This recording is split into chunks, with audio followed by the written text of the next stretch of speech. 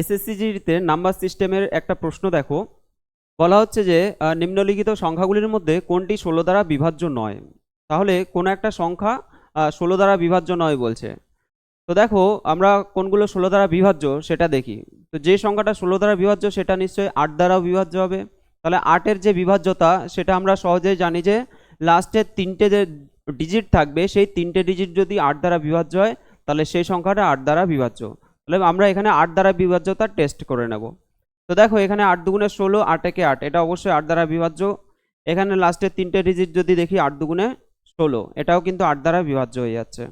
776 আছে, এটা যদি 8 দিয়ে ভাগ করি 7 8 56, 8 8 64, 8 নং 72, তাহলে 72 হয়ে যাচ্ছে।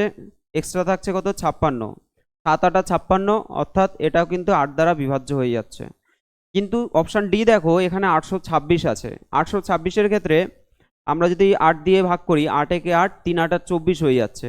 তো এখানে 26 আছে, অর্থাৎ অপশান ডি কিন্তু আমাদের 8 দ্বারা বিভাজ্য নয়। 8 দ্বারা বিভাজ্য নয়, তাই না? এখানে বলছে 16 দ্বারা বিভাজ্য নয় কোনটি। তো দেখো যেই সংখ্যাটা 8 দ্বারা বিভাজ্য হচ্ছে না তো সেটা কিন্তু 16 দ্বারা বিভাজ্য অবশ্যই হবে না। তাহলে অপশান ডি হয়ে যাবে সঠিক অ্যান্সার।